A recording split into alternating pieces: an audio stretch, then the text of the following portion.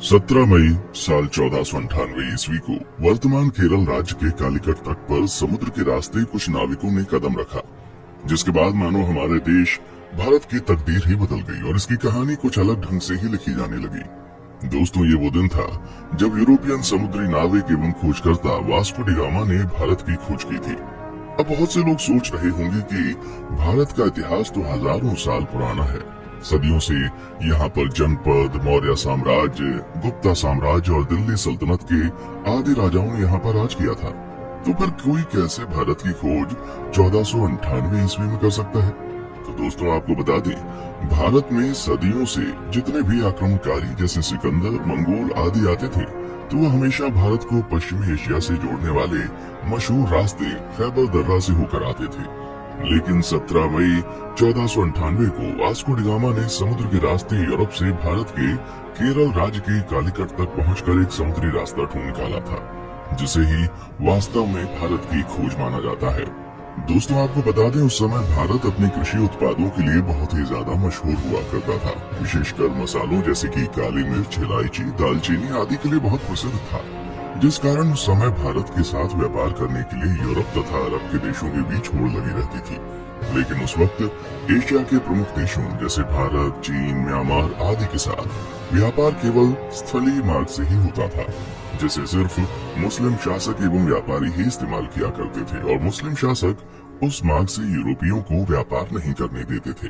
लेकिन जब यूरोपीय लोग भारत में आने के बारे में और यहाँ की दौलत के बारे में सुनते थे, तो वे भारत पहुँचने के लिए और भी उत्सुक हो जाते थे। इसलिए व्यापार मार्ग की समस्या को खत्म करने के लिए कई यूरोपीय देशों ने यूरोप और भारत के मध्य एक समुद्री मार्ग खोजने का प्रयत्न शुरू कर दिया। मगर कई सालों के प्रयासों के बाद भी कोई सफल नहीं हो सका, क्योंकि उस समय यूरोप में समुद्र को लेकर तरह तरह की अफवाहें उड़ती रहती थी। जैसे कि कई लोगों का मानना था, अगर समुद्र में नाव को बहुत दूर तक ले गए तो नाव समुद्र के अंतिम छोर पर जाकर गिर जाएगी। इसलिए कुछ नाविक समुद्र में बहुत लंबा सफर नहीं करते थे। लेकिन फिर 1960 के दशक में पुर्तगाल के शहर सीन्स में जन्मे वास्को डी गामा ने भारत का समुद्री मार्ग ढूंढकर यूरोप के सामने व्यापार का एक नया दौर शुरू कर दिया और हमेशा के लिए इतिहास के पन्नों में अपना नाम दर्ज करा लिया। कैसे शुरू हुआ था भारत को खोजने का सफर? दोस्तों, वास्को डी गामा का जन्म 1960 के दशक के आसपास ही पुर्तगाल के सिंस में हुआ था।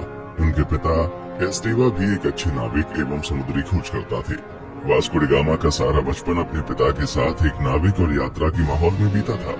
फिर सन 1480 में वास्को डी गामा ने अपने पिता का अनुसरण करते हुए पुर्तगाली नौसेना में वो शामिल हुए। यहीं पर उन्होंने नौचालन का एक एडवांस तरीका और लंबी समुद्री यात्रा करना सीखा। फिर उस समय पुर्तगाल के राजा हेनरी, जिन्हें हेनरी द नेविगेटर के नाम से भी जाना जाता था, उन्होंने उत्तर और पश्चिम अफ्रीका में कई सफल समुद्री यात्राओं तथा खोजों को आर्थिक सहायता एवं संरक्षण प्रदान किया था, जिस वजह से बहुत से नाविक नए नए द्वीपों को ढूंढने की कोशिश किया करते थे। इसी के चलते 1487 में पुर्तगाल के ही एक प्रसिद्ध खोजकर्ता बार्टोलोम डायस ने अफ्रीका के दक्षिणी सिरे तक यात्रा करके ये पता लगा लिया था कि हिंद महासागर और अटलांटिक महासागर एक दूसरे से जुड़े हुए हैं। जिसके बाद डी गामा, जो समुद्री यात्राओं एवं खोजबीन में गहरी दिलचस्पी रखता था, वो जानता था कि यदि हिंद और अटलांटिक महासागर अफ्रीकी भूमि के अंत में जुड़ते हैं तो वो अफ्रीका से दूर दक्षिणी कोने पर मौजूद केप ऑफ गुड होप के माध्यम से भारत तक पहुंचने का मार्ग खोज सकता है। जिसके बाद 8 जुलाई 1497 को वास्को डी गामा ने 4 जहाजों और 170 आदमियों के दल के साथ पुर्तगाल के लिस्बन शहर से अपनी यात्रा शुरू की। वो खुद 200 टन वजनी सेंट गैब्रियल नामक जहाज में सवार हुआ और अपने छोटे भाई पाउलो को सेंट राफेल नामक जहाज का नेतृत्व सौंप दिया। फिर कुछ दिनों के बाद उनका जहाजी बेड़ा इस समय के मोरक्को देश के निकट स्थित कैनरी द्वीप से गुजरते हुए केप वर्दे द्वीप समूह पहुंचा और वहीं 3 अगस्त तक रुका रहा। आपको बता दें, वे लोग जहाज पर अपने साथ पत्थरों के स्तंभ लेकर आया करते थे, जिसे वे लोग अपने मार्ग को चिन्हित करने के लिए विभिन्न महत्वपूर्ण पड़ावों पर स्थापित कर दिया करते थे, जिससे कि उन्हें वापसी का रास्ता मालूम हो सके। वास्को डी गामा ने गिनी की खाड़ी की तेज समुद्री धाराओं से बचने के लिए अटलांटिक महासागर में एक लंबा चक्का लगाया और फिर केप ऑफ गुड होप के दौरे के लिए पूर्व की ओर एक मोड़ ले लिया। ये भारत की खोज में उनकी पहली प्रमुख सफलता थी। फिर 7 नवंबर को उनका बेड़ा आज के दक्षिण अफ्रीका में स्थित सेंट हेलेना बे में पहुंचा। उस समय सेंट हेलेना बे का मौसम बहुत खराब था।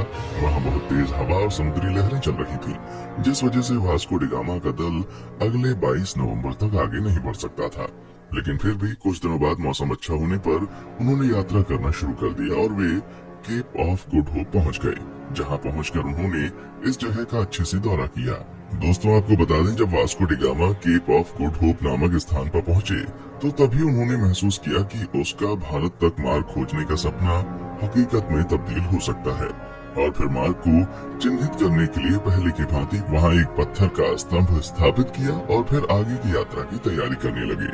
केप ऑफ गुड होप के आगे की यात्रा उन्होंने 8 दिसंबर को शुरू की थी और क्रिसमस आने तक वे दक्षिण अफ्रीका के नटाल तट पर पहुंच गए।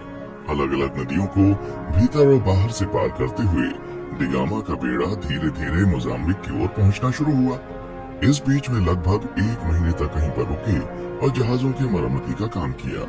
फिर 2 मार्च 1498 को डी गामा का बेड़ा मोजाम्बिक द्वीप पर पहुंच गया। जब डी गामा अपने दल के साथ मोजाम्बिक की धरती पर उतरा और वहां के निवासियों से मिला तो उन्हें लगा कि ये पुर्तगाली जहाजी भी उन्हीं की तरह मुसलमान है, इसलिए उन लोगों ने उनकी खूब मदद की।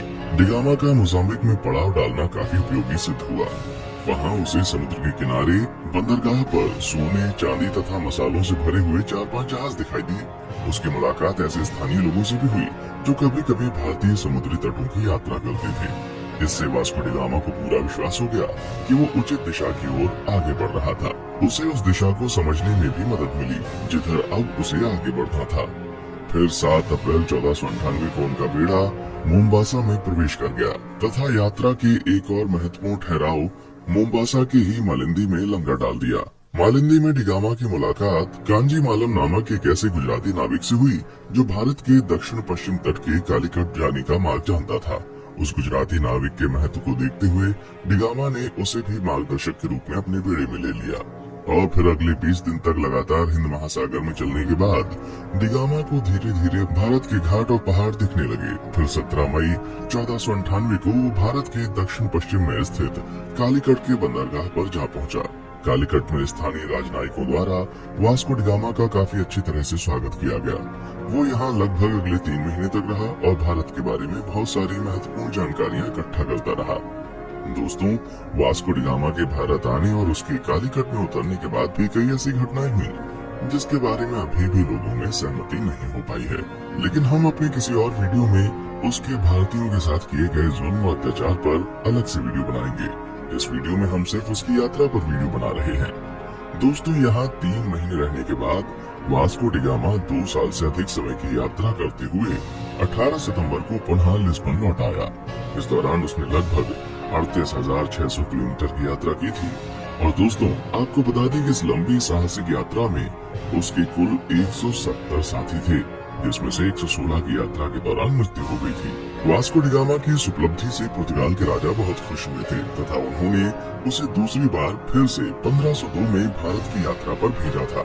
इतिहासकारों का मानना है जब डी गामा विभिन्न प्रकार के भारतीय मसालों और रेशम के साथ अपने देश पुर्तगाल लौटा तो उसने केवल मसाला बेचकर ही यात्रा पर खर्च किए गए पैसों से 4 गुना ज्यादा पैसे कमा लिए थे। दोस्तों, फिर 1524 में वास्को डी गामा की मृत्यु कालीकट में ही तब हो गई जब वो अपनी तीसरी यात्रा पर भारत आया हुआ था और कई इतिहासकारों के मुताबिक उसकी मृत्यु का कारण मलेरिया था। दोस्तों, जब डी गामा ने यूरोप और भारत के बीच का समुद्री मार्ग खोज लिया था तब डी गामा का नाम पूरे यूरोप में बहुत मशहूर हो गया था और उसकी उस साहसिक यात्रा की चर्चा सभी यूरोपीय देशों में होने लगी थी तथा धीरे धीरे अन्य देशों ने भी उसी खोजे गए रास्ते से अपने अभियान भारत भेजने शुरू कर दिए थे, जिस वजह से पुर्तगालियों के बाद डच, डेनिश, ब्रिटिश और फ्रांसीसी भी भारत आना शुरू हो गए थे। उसके बाद आगे के दशक में भारत में जो भी हुआ वो हम अच्छे से जानते हैं कि कैसे भारत इन यूरोपीय देशों की कॉलोनी बन गया। दोस्तों, आज के लिए बस इतना ही। फिर मिलते हैं